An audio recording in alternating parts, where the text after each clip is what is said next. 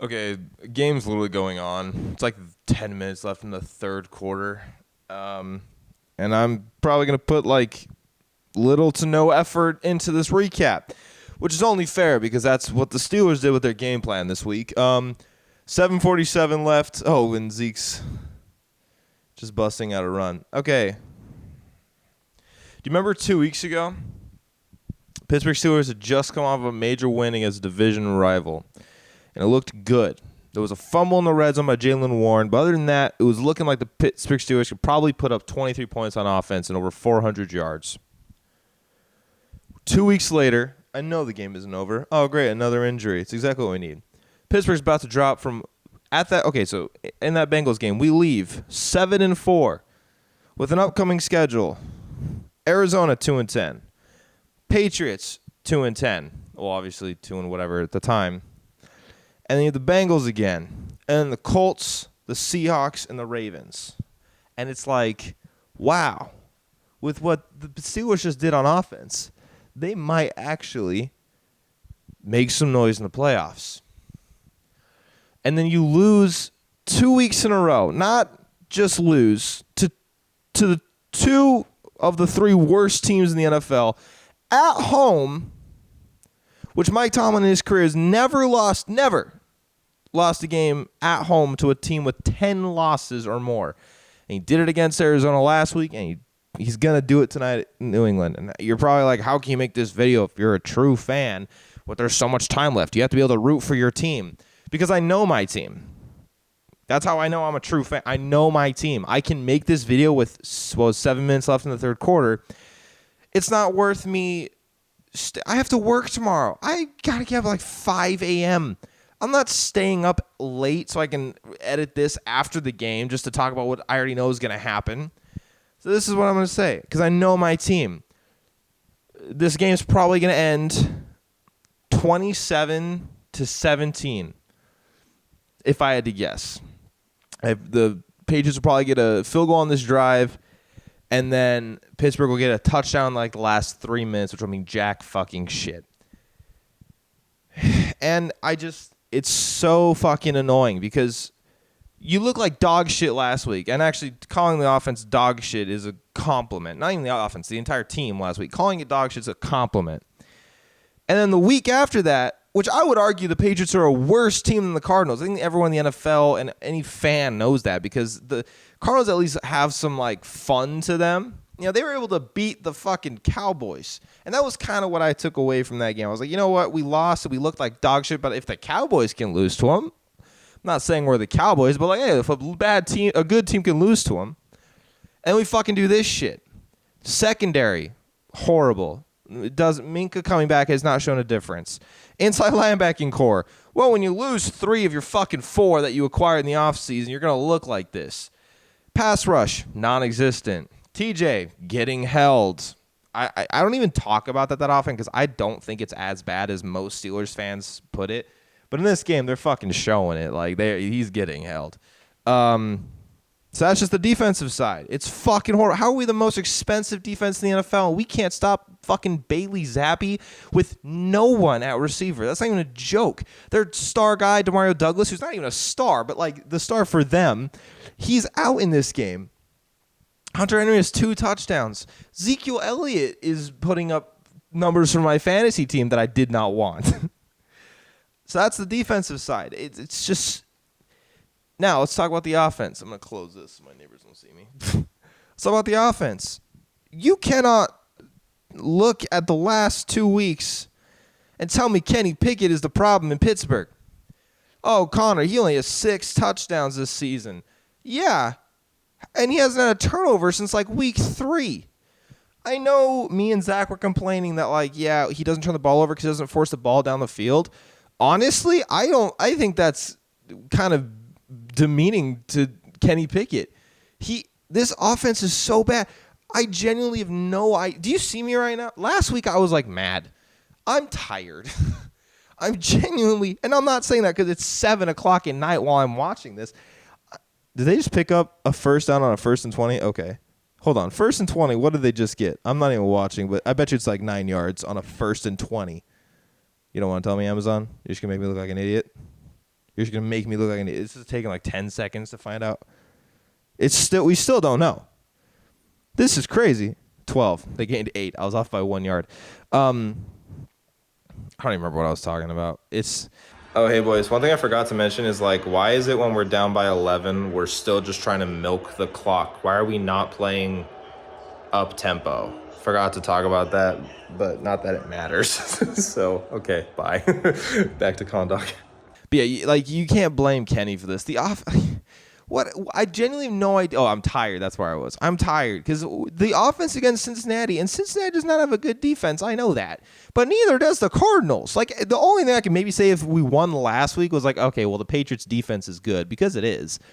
But, like, middle of the field, non-existent the last 2 weeks. So I genuinely, this is where I have to say it, man. This comes down to Mike Tomlin. And I don't want Mike Tomlin to leave because you know how irritating it is for a fan base to be in a coaching carousel as often as other fan bases are. It's annoying. Pittsburgh's spoiled. We've had 3 head coaches since 1969. Nice. 3rd and 7. Nothing's going to fucking happen. If it does, cool. Let's see. 3rd and 7. Out of the shotgun. And we got a sack. Whoop-de-fucking-do. I could care less. We've had 3 head coaches since 1969.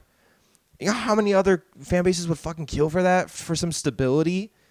But god damn it, if we how are we gonna, like last season we started 2-6 and we finished above 500. Everyone was like, that's a feat, and it kind of was. And this season we fucking start 7-4, and it's looking like we're about to be 7-6, and looking like getting above 500 is gonna be a feat in of itself. So my point is, Mike Tomlin, man, he's a good head coach. But he's a fucking horrible scheme maker. God damn. It's just the reality, man. And I don't know if he just refuses to adapt, but the modern NFL offense and team is schemed offensively. That's the truth. And one thing I've said in the past when I was bashing Matt Canada and trying to defend Mike Tomlin was Mike Tomlin has had teams that have put up a shit ton of points.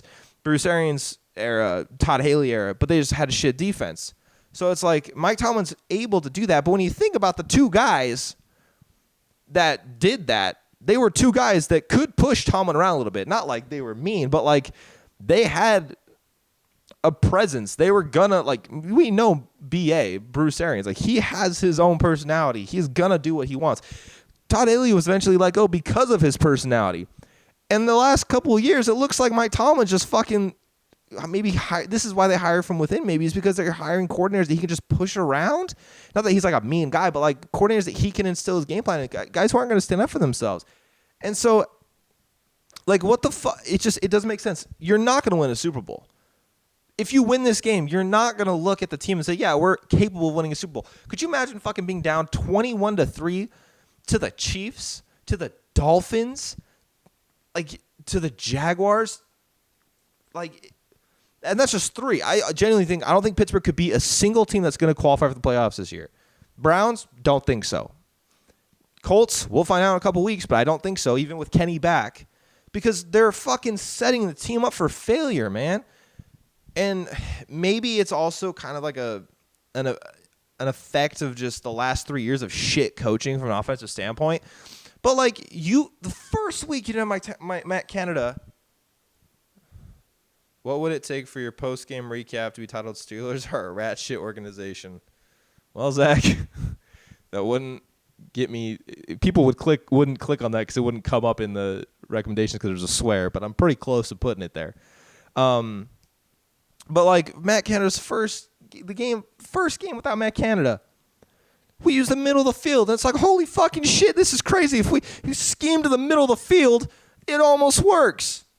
And then we just don't fucking do it anymore, man. And then I can't say anything else about the defense. We're being torched by Juju Smith-Schuster and Tyquan Thornton and Hunter Henry. And Hunter Henry's only torching us because our inside linebacker core is literally a guy who was retired 2 weeks ago. 2 guys who were retired. I mean, Miles Jack isn't playing this game, but Blake Martinez was retired 2 weeks ago. So, yeah, Mike Tomlin's a great coach. 28% of the NFL players said they'd want to play for him, and it was like 13% above every other head coach. But they want to play for him, it seems like, because he's a fun personality to be around, not because he fucking makes you better. And if he does make you better, cool, you're not fucking seeing it. You do not see that talent. We know this team has talent. Omar Khan has built, in my opinion, a Super Bowl caliber team. That's not a joke. I'm not saying that Kenny's an MVP quarterback or he's a top 5 quarterback. I'm saying the team he has built is so well balanced, except for cornerback 2. But it's so well balanced, especially with what he did this offseason. And they're fucking wasting it. TJ Watt is going to retire never having even sniffed a Super Bowl. TJ Watt's going to retire never having sniffed a fucking playoff win. That's ridiculous. I'm just kind of talking at this point because, like, yeah, it sucks to say, but Mike Tomlin is the problem. And this is the shit that's pissing me off is, like, one of the shows I watch the most, Rich Eisen. I respect the hell out of this man and everything he has to say about football because he's been watching it for so long. And he said he always defends Mike Tomlin. You know, if you fire him, every other team will jump on the opportunity. They will. I know. I'm not saying they shouldn't jump on the opportunity. But, like, if Rich Eisen hops on his show tomorrow, oh, look, 3rd down. Let's see what happens. Shotgun. And George Pickens has a ball that's not even catchable, and we're short. Awesome. But, like, if Rich Eisen hops on a show tomorrow and is like, Mike Tomlin's still not the problem, then you're not watching the same game because one game, it's a fluke. 2 games back-to-back, that's a fucking problem. And also, this isn't the first time. Do not tell me we are punting the ball. We're down 11 with 1 quarter left. There's no way we are fucking punting this football. Zeke's putting his helmet on, so we're definitely punting. Oh, my God, that's actually pathetic. Cool. Like, Pittsburgh was playing to not lose for the entire season, and then whenever you're losing, it's like, well, what the fuck are we supposed to do? We were playing not to lose, and now we're losing. So if the algorithm wasn't working, so what do we do now? Do we just continue to play not to lose? Hey, Mitch, throw up a fucking ball. Pittsburgh does not play the game to win. Pittsburgh plays the game to not lose. And it has regressed Kenny Pickett. It has regressed Najee Harris. It has pissed off our wide receiver core. And it has wasted our defensive talent. Minkah Fitzpatrick, we fucking robbed the Dolphins. 1 first-round pick for that man. He's not going to sniff a playoff win for the next at least 3 years, in my opinion, unless changes are made. And here's what the fucking bullshit is. We're going to hire an offensive coordinator in the offseason. It's going to be from inside. It's going to be from within. It's not worth my time to fucking stay up late to get this out after the game. I'm going to schedule this shit to come up after the game, and that's that. And I'm actually going to bring on a special. Let's see if Zach will talk.